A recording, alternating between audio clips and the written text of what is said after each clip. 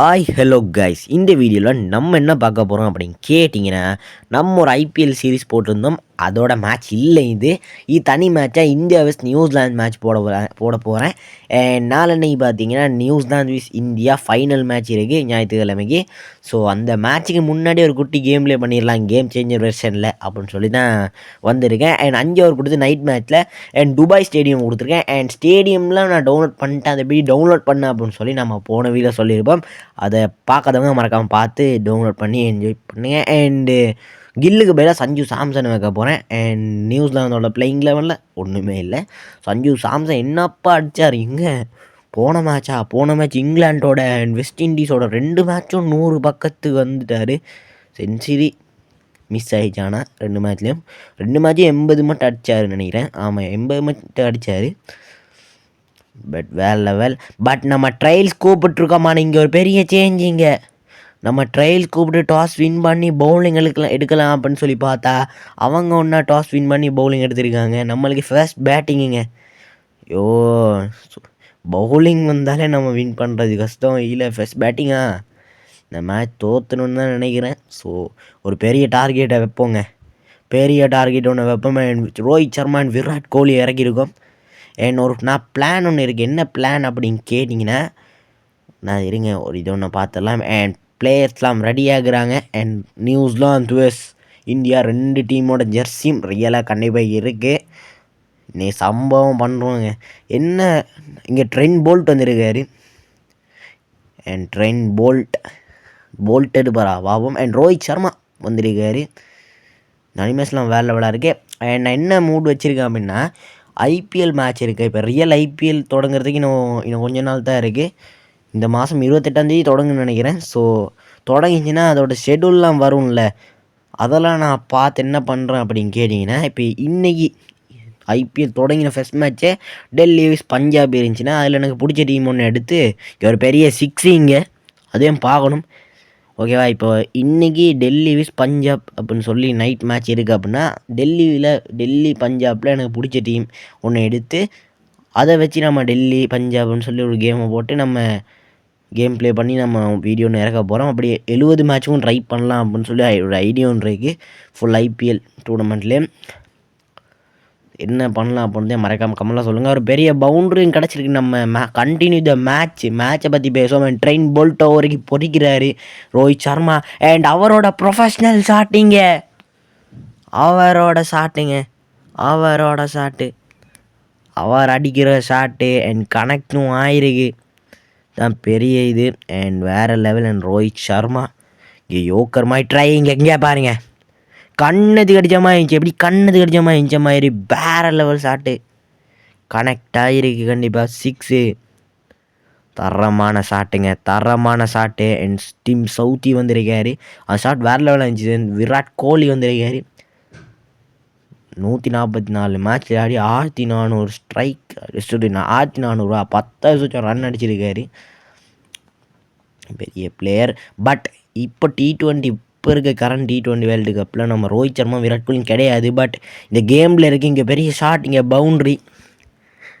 இந்த கேமில் ஏன் அப்படி இருக்குது அப்படின்றத நான் சொல்லிடுறேன். ஏன் அப்படின்னு கேட்டால், இப்போ இந்தியாவில் விராட் கோலி அண்ட் ரோஹித் சர்மா இல்லாமல் ஆக்கினாங்க அப்படின்னா அந்த ஒரு காம்போ கிடையாது. ஸோ சின்ன பிளேயர்ஸ் தான் இருக்காங்க. ஸோ அதெல்லாம் தேவையில்லை நம்மளுக்கு அப்படின்னு சொல்லி செஞ்சுருக்காரு. அண்ட் பெரிய 6 மேட்சை பார்க்கலாம். Continue the match. இங்கே பெரிய 6 விராட் கோலி தான் தரமான ஷாட். இங்கே யார் ஓவர் போடுறதுன்னு தெரில. இங்கே 112 118 125 அப்படின்னு சொல்லி பெரிய இமாலயருக்கு டார்கெட் வச்சுருக்காங்க. அவங்க டார்கெட் வைக்கல, நான் சொல்கிறேன் என்ன அப்படிங்கன்னா ஸ்கோர் கணிப்பு. ஒரு ஓவருக்கு 22 அடித்தா இப்போ 107 வரும் அப்படின்ற மாதிரி நிறைய பேர் தெரிஞ்சிருக்குன்னு நினைக்கிறேன். அண்ட் ஒரு ஓவர் 3 பால்ல 30 வந்துருக்கு. நல்லா ரன் வந்துச்சு. இங்கே ஒரு பெரிய ஷாட் ட்ரை பண்ணேன். பட் கனெக்ட் ஆகிருக்கு. 6 கனெக்ட் ஆகிருக்கு. நல்லாவே கனெக்ட் ஆகிருக்கு.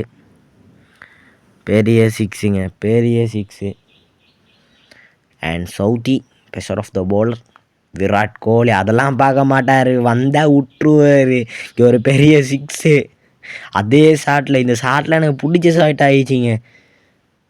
ஒரு மாதிரி அங்கலாவி சைடில் அடிக்கிறாருல, வேற ஒரு ஷாட் அது.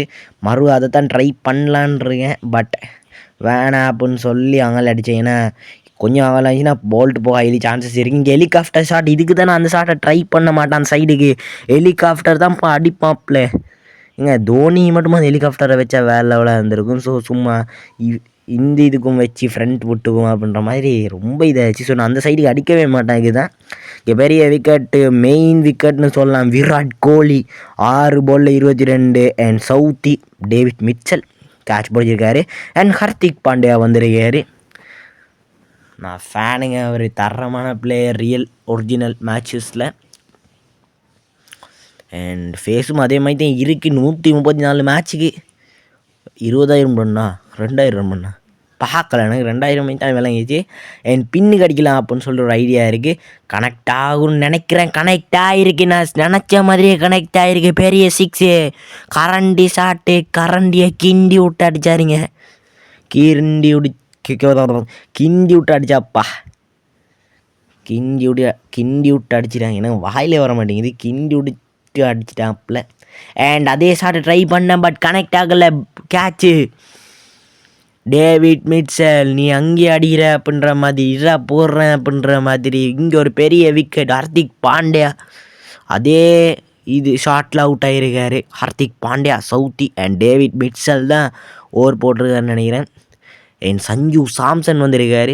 இவர் ரீசன்ட் மேட்சஸில், ஒரிஜினல் மேட்சஸில் இங்கிலாந்து வெஸ்ட் இண்டீஸ் மேட்ச்லலாம் செஞ்சுரி போடுறது கொஞ்சம் இருக்கும்போதெல்லாம் அவுட் ஆயிடுவார். பட் செஞ்சுரி கிட்டே வருவார். பெரிய ரன்லாம் அடிப்பார். 80 ரன் எப்படியும் அடிச்சிடுவார். 2 மேட்ச்லேயும் 80 ரன் அடித்தார். 80 ரன்னு கூட அடித்தார்னு நினைக்கிறேன். தரமான பிளேயர்.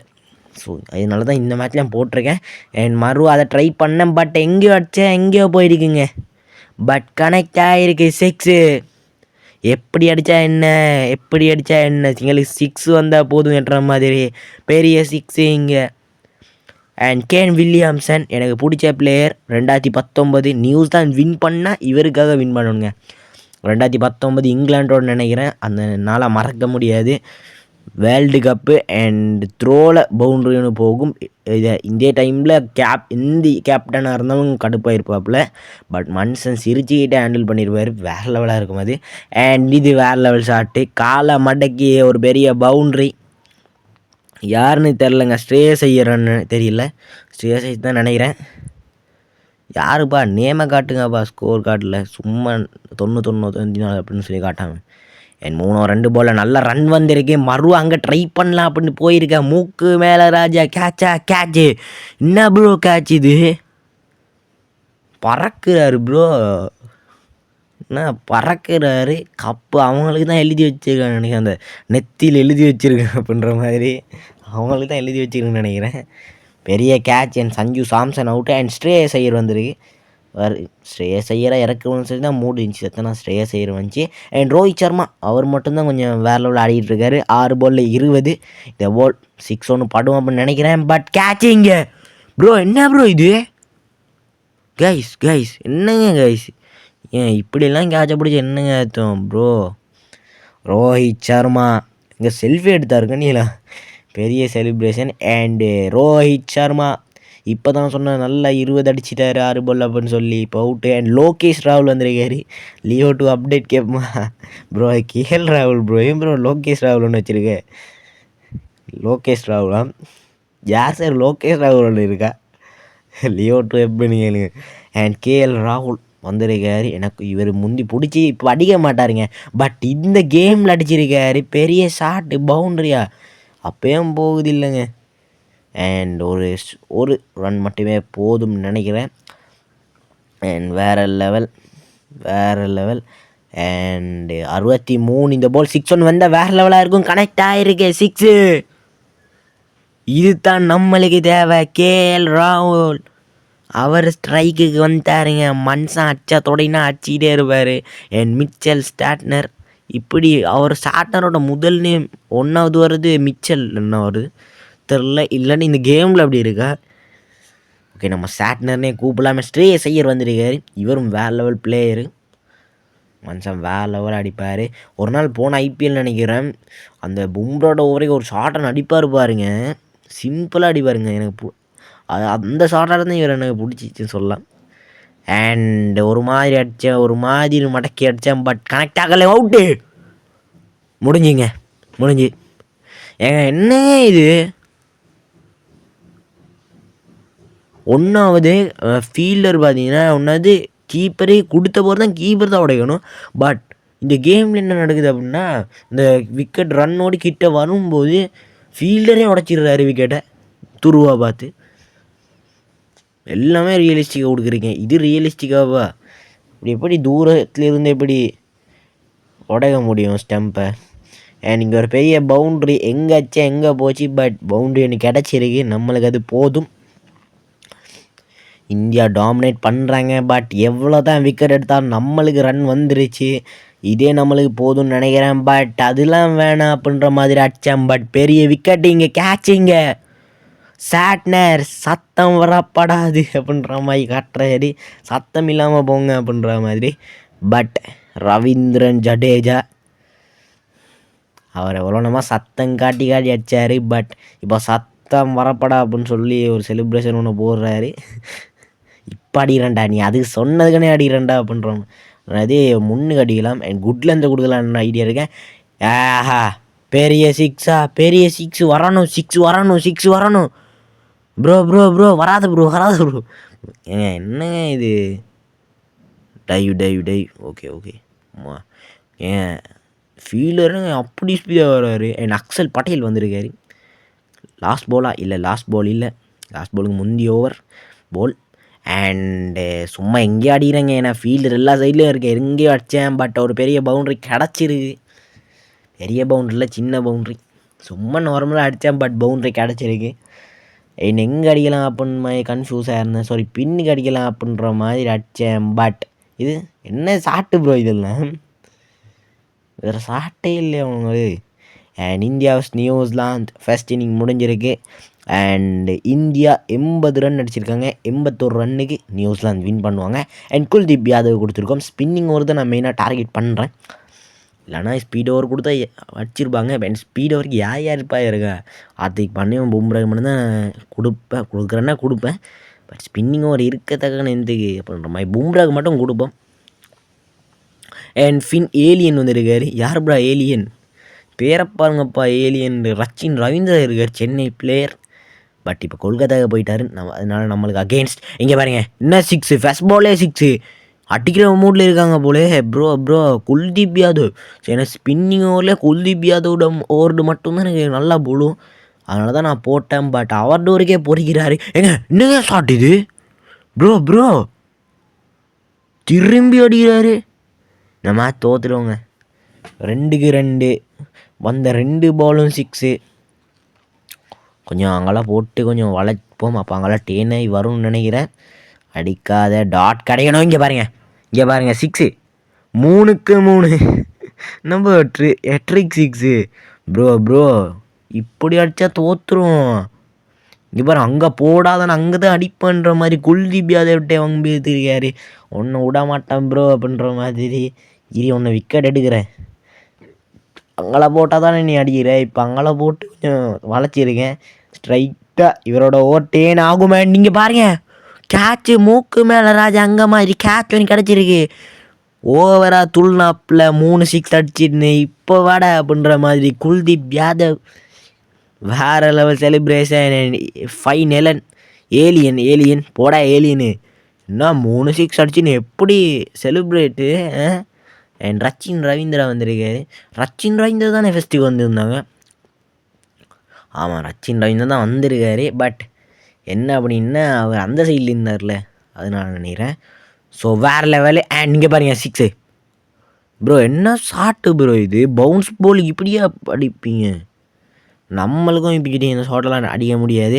அண்ட் ஜஸ்பிரீத் பும்ரா கொடுத்துருக்கோம். ஏன் ஜஸ்பிரீத் பும்ரா அப்படின்னு கேட்டால் டீம் செஃபர்டும் வந்திருக்காரு. ஏன்னா ஸ்பின்னிங் ஓவர் அப்படி போதான் போச்சுன்னா ஸோ பும்ராக்கு ட்ரை பண்ணலாம். ஸ்பின்னிங் ஓவருக்கே பொழைக்கிறாங்க அப்படின்னு சொல்லி ஜஸ்பிரீத் பும்ராக்கு கொடுத்துருக்கோம். பும் பும் பும் பும் பும்ரான்ற மாதிரி. இங்கே பாருங்கள், நார்மலான ஷாட் இதெல்லாம் நம்ம அடிச்சா கேட்ச் போயிருக்கும். பட் இங்கே பர்ஃபெக்ட் ஷாட்டுன்னு சொல்லலாம். நியூசிலாந்து ஷஃபட் பும்ராடோ வரைக்கும் அடிக்கிறார். யாருப்பா பும்ராடோ வரைக்கும் அடிக்கிறது? 23 பாலில் 51. கொஞ்சம் சைட் மாதிரி போடலாம். சைட் மாதிரி போட்டால் அடிக்க மாட்டான்னு நினச்சேன். பட் வேறு லெவல் ஷாட்டு.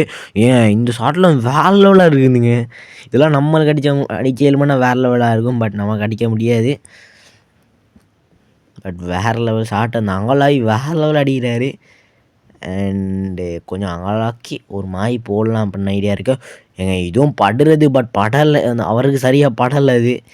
அதுக்கு ஒரே அங்கேயே ட்ரை பண்ண முடியாது. வேறு ஷாட் அடிச்சுட்டு போயிட்டுருப்பார். ஸோ நம்ம வேறு எங்கே சைடு ட்ரை பண்ணலாம் அப்படின்னு சொல்லி வளைச்சி மாதிரி ட்ரை பண்ணலாம். அங்கே போட்டு வளைச்சா விக்கெட்டுக்கு போகும் அப்படின்ற மாதிரி ஒரு ஐடியா இருக்குது. அண்ட் ஷெஃபர்ட் வந்திருக்காரு. இங்கே பாருங்கள், அந்த பேட்டில் போல் பட்ட ஒரு மாதிரி நெருப்புமே போகுது. இப்பெல்லாம் போனால் என்ன ப்ரோ இது ஷெஃபர்டு எப்படி போட்டாலும் அடிக்கிறாப்புல. அண்ட் இப்போ தான் ஒரு டாட் ஒன்று வந்திருக்கு. எவ்வளோ நேரத்துக்கு அப்புறம் டாட். அதேமாதிரி இந்த மேட்ச்லேயே டாட் வரவே இல்லைன்னு நினைக்கிறேன். 1 ரன் வந்திருந்தா. அண்ட் 19 பாலில் 41. பட் நம்ம வின் பண்ணோம் அப்படின்னு சொல்லி நினைக்கவே முடியாது. ஏன்னா இப்போ அடிச்சிட்டு இருக்க மாதிரி அப்படி. இங்கே ஒரு பெரிய 6 சொன்னல 6. அங்கே ஒரு ஃபீல்டர் இருந்தார். பட் எனக்கு தேவையில்ல அப்படின்ற மாதிரி அடிக்கிறாரு. பட் இந்த கேமில் அப்படிலாம் அடிக்க மாட்டாங்க. என்ன புதுனமாக அடிக்கிறாங்க, இல்லாட்டி இந்த கேமில் அடிக்க மாட்டாங்க. அப்படி 80 ரன் டார்கெட் வச்சுருக்கோம்ல, அதனால கொஞ்சம் அடிக்கிறாரு. நீங்கள் அப்புறம் முன்னே பாஞ்சி. பட் கேஎல் ராகுல் ஆட்ட முடியாது அப்படின்ற மாதிரி ரச்சின் ரவீந்திரா ஏன் ஓவருக்கே முன்னுக்கு பாஞ்சு அடிக்கிறாரு. But spinning over Jadeja over, அப்பயும் முன்னுக்கு பாஞ்சு எடுக்க போறியா அப்படின்ற மாதிரி அவுட்டு.